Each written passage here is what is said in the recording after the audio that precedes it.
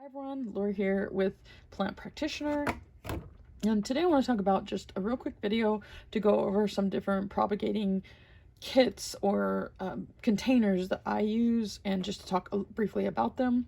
You can see here that I've got these little banana split containers, and they have perlite in them. These tend to work really well, and we actually live in a place that there's this place called Brahms that you can get, and I suppose anywhere that you can get a Sunday container would work just fine.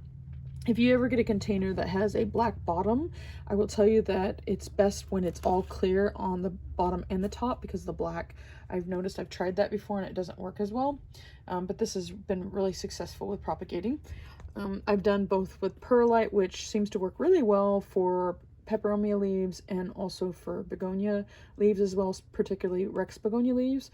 And then I've got another, this was, I don't even know from what, but I put sphagnum in there, and I have some peperomia leaves that are all rooting as well. And then I want to show you this one right here. Excuse me. This is what was a croissant box from Sam's Club. I don't open it very often. There's the window right there. I have a vent right there. And like I said, I don't open them very often. I do keep the perlite and the sphagnum moss a little bit moist, but you can see all that condensation that's on the plastic. So let's look at what we've got here. So these are a lot of successful propagations here of different things. I like to try different things that I know that may root from just a leaf. I have some peperomia here that you can see. This did not take long to do that. And the sphagnum moss it's barely moist. And I've only gone in here after having this for about a month and a half. I've only gone in here maybe once or twice to just barely kind of take a spray bottle and spray down some of the other areas that are away from the leaf, because it's easy for these leaves to rot. So just remember that, and just take the rotted leaves out. It happens. You can see here's a little peperomia. Super cute. I've got a Rex begonia. You also don't want the leaves to be touching.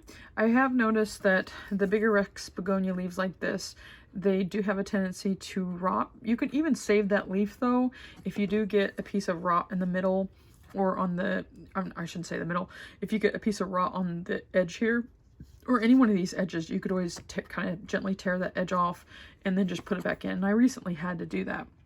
And that actually will kind of help you to be able to continue propagating your leaves. So, oh wow, I didn't even see, let me see if I can show you. There's a little leaf, another peperomia. The peperomia I used to think were so hard to propagate because a lot of people will try to do it from the stem. One of the things that I have found when you're trying to propagate peperomias, I hate to move these, but I avoid, I'll show you here, I avoid the stem on the peperomias. I try to cut the stem off before I'm placing it in here. I don't know why that seems to work better, but it seems like they propagate faster when there's no stem at all. Maybe just a tiny little nub left.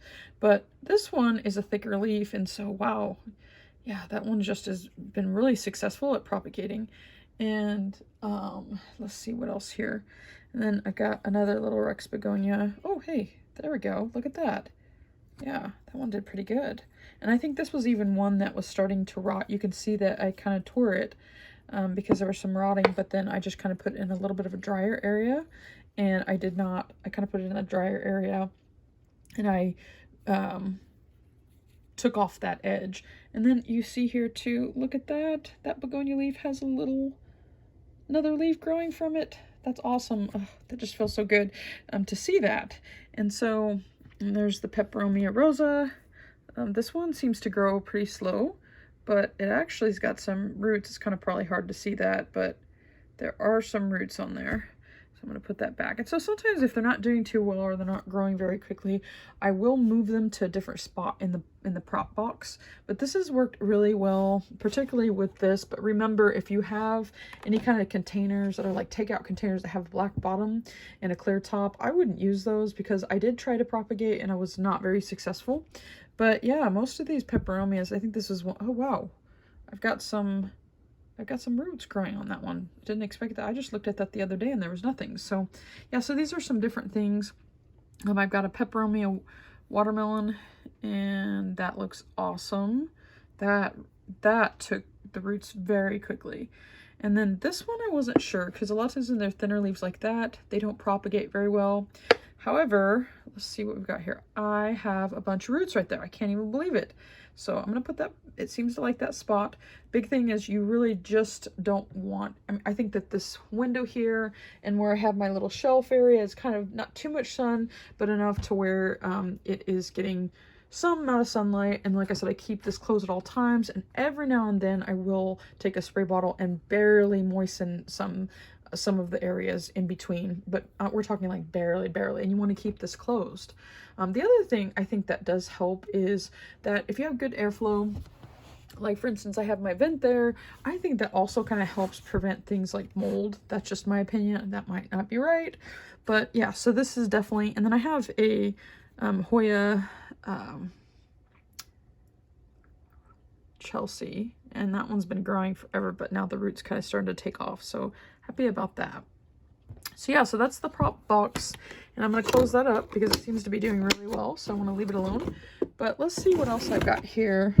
Sometimes I like just experimenting with different things, and oops, oh, I think I just had a little mishap there, so I had to pick I'm doing this all with one hand. I'm kind of doing this on the fly, but there is a Peperomia rosa. This actually was one that I had in the soil, and then or not the soil, I mean the perlite. I had it in the perlite, and then I decided to go ahead and place it over the medium, because sometimes that's a very difficult step of the process, is even though you get it rooted in your medium, whether it's sphagnum or the perlite, you also have to remember that you have to transfer it over to soil or whatever you're going to end up putting it in for it to really grow. A lot of people lose their plants when they do this, and so here you can see I've got several on there. It was not looking too great when I first put it into the soil. In fact, here's one that I think I actually lost. But what I decided to do, I have a grow light in the bathroom, and it was out in the bathroom, humidity and the grow light going on, but it still just didn't seem to be doing the best. So what I decided to do, kind of another experiment, is I just took the two little pots and I put them in there like that, and then of course put them on the shelf. And so that's the most little peperomias that I've seen from any of the ones that I've been propagating that fast, as far as transferring over to dirt. So, and then this one, oh, I think I just waited too long. I don't even see anything in there, so I don't think there's going to be anything from this one.